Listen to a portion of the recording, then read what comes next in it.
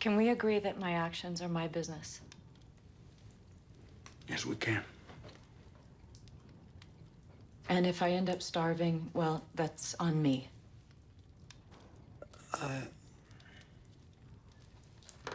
I feel that I have to say this.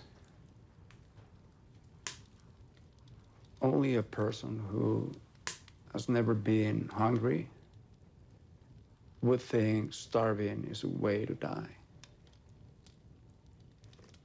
There are better ways to die. There are better ways to die? I understand it might be a little rough for you here, but if you feel you don't belong here, then... If I don't belong here, I don't belong anywhere.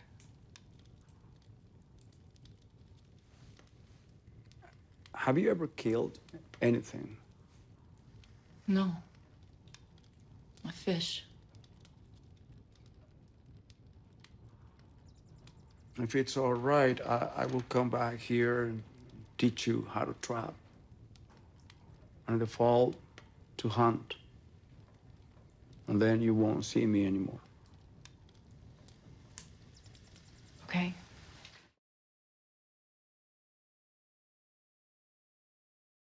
It resonated so deeply with me about how people deal with their grief.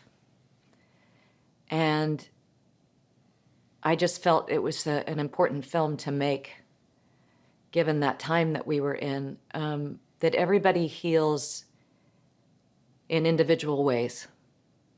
And the story Land is about one woman's journey after a life-changing event that happens. And she decides to heal in her own way on her own terms. I'm hoping that the movie shows that not only when you respect one's way to heal, when you have that one to the other, healing can occur. And the power of human resilience through difficult times when you're faced with adversity, and how important it is to have another human being help you get through those times. So in a nutshell, this film is about friendship and human kindness. I think because of what was going on during that period of time, there was so much ugliness in the world, and yes, the last 4 years. I just wanted to make something about kindness, and that it generally does take another human being to help you get through difficult times. The title of the film is twofold. It's what land itself, the earth, symbolizes, which is healing, and when one lands finally in a place of renewal. I learned how to chop wood and skin a deer. And people ask, could you go off the grid and survive in the wilderness? Yes, probably could. Would not choose to do so, but probably could after this film. When you're in front of the camera and behind the camera, you absolutely have to have a strong team surrounding you. And boy, did I ever. I had a great group of people that are in essence acting as your director as well. And I couldn't have done it without them.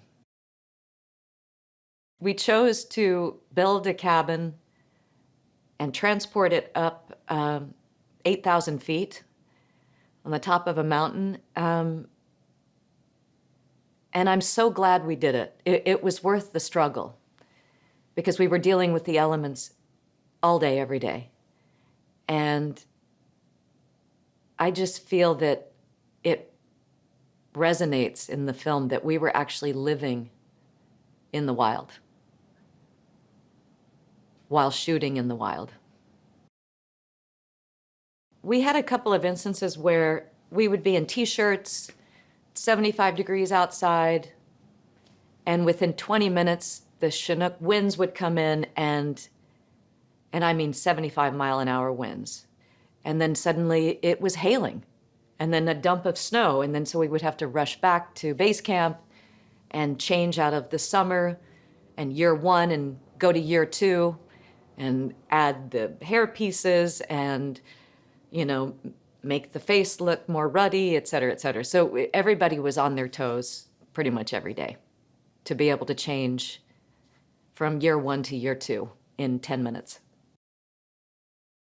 Edee's definition of survival is, you know, in the beginning of the film, if she reads X amount of books on how to live in the wild, that's survival. But once Miguel comes into her life, I think he teaches her what survival really is. And that is opening up yourself to a new idea of hope and faith in other people.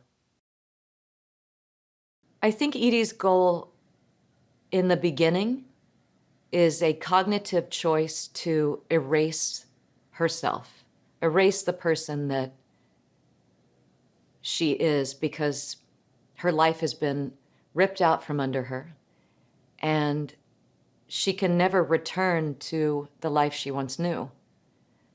So wanting to transform oneself, people do it in different ways.